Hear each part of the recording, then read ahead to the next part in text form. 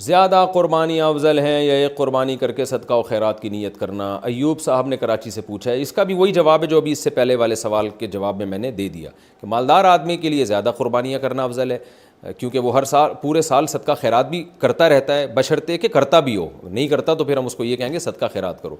جو مالدار پورے سال صدقہ خیرات کرتا رہتا ہے وہ زیادہ قربانیاں کرے، اور جو غریب آدمی جس کو صدقے خیرات کا موقع ہی نہیں ملتا وہ ایک قربانی کر کے باقی پیسے پھر صدقہ خیرات کرے، زیادہ افضل ہے.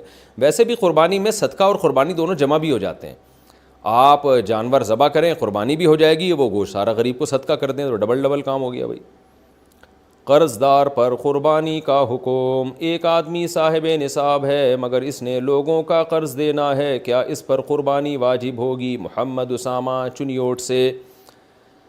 جناب صاحب نصاب ہے اور قرضہ نصاب سے زیادہ ہے تو پھر تو واجب نہیں ہوگی، لیکن قرضہ نصاب سے کم ہے اور اتنا کم ہے کہ اگر وہ قرضہ ادا کرے تو بھی صاحب نصاب رہے گا.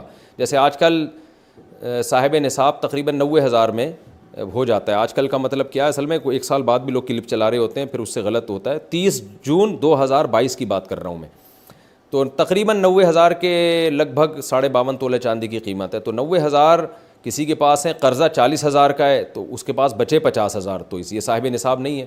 لیکن اس کے پاس 2 لاکھ روپے ہیں اور قرضہ 1 لاکھ کا ہے تو پھر بھی 1 لاکھ بچتے ہیں اس کے پاس. تو اگر قرضہ مائنس کر کے بھی وہ صاحب نصاب ہے تو قربانی واجب ہے، قرضہ مائنس کر کے صاحب نصاب نہیں ہے تو پھر اس پہ قربانی واجب نہیں ہے. اچھا بھائی، نصاب قربانی میں ضرورت سے زائد سامان کا مطلب، قربانی کے نصاب میں ضرورت سے زائد سامان بھی شامل ہوتا ہے. کیا اس میں سلے ہوئے اور بغیر سلے ہوئے کپڑے بھی شامل ہوں گے اور ایک سے زائد جوتے کی جوڑیاں بھی شامل ہوں گی؟ علی صاحب کراچی سے. دیکھیں، ضرورت سے زائد سامان اگر پراپرٹی کی صورت میں ہے تو ہر وہ پراپرٹی جو آپ کے استعمال میں فی الحال نہیں ہے، نہ آپ نے اسے کرائے پہ دیا ہوا ہے، نہ آپ اس میں زمینداری کر رہے ہو. زمینداری سے میری مراد یہ ہے کہ اس کو کوئی بزنس کے پرپز میں یوز کر رہے ہو کہ اس پہ کھیتی باڑی کا کام ہو رہا ہے، جی گندم لگ رہی ہے اس پہ، اور نہ آپ نے اس کو رینٹ پہ دیا ہوا ہے اور نہ خود گھر بنا کے اس پہ رہ رہے ہو، تو ایسے پلاٹ پہ قربانی واجب ہے. اور اگر وہ پلاٹ بیچنے کے لیے خریدا ہے تو پھر زکوٰۃ بھی واجب ہے. بیچنے کے لیے نہیں خریدا تو صرف قربانی واجب ہے، اور اگر بیچنے کے لیے خریدا ہے تو قربانی بھی واجب، زکوٰۃ بھی واجب.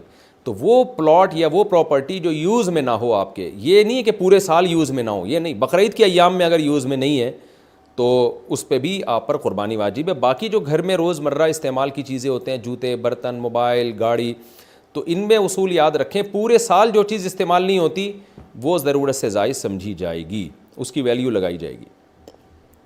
قدیم فقہاء نے لکھا ہے کہ 3 جوڑے ضرورت میں داخل ہیں، 3 سے زائد ضرورت سے زائد میں. لیکن آج کل کے زمانے کے لحاظ سے یہ چینج ہو گیا ہے. آج کل کیونکہ لباس بہت باریک بھی ہوتے ہیں، جلدی جلدی پھٹتے بھی ہیں، میلے بھی ہوتے ہیں، تو اس لیے جو ہے نا آج یہی فتویٰ دیا جاتا ہے کہ پورے سال اگر کوئی کپڑا استعمال میں نہیں آ رہا تو اس کا مطلب ہے کہ وہ آپ کی ضرورت سے زائد ہے. گھر میں ڈنر سیٹ پڑا ہوا ہے، پورے سال استعمال میں نہیں آتا تو ضرورت سے زائد. کتابیں رکھی ہوئی ہیں، استعمال میں ہی نہیں ہے، وہی لے کے رکھی ہوئی ہیں، پورے سال پڑھی رہتی ہیں تو وہ بھی ضرورت سے زائد میں آئیں گی. لیکن اگر علماء کے پاس کتابیں ہیں اور وہ کسی بھی وقت ان کو یہ ہے کہ میرے استعمال میں آ سکتی ہیں، ریسرچ کے کام آئیں گی، تو پھر وہ ضرورت میں داخل ہیں.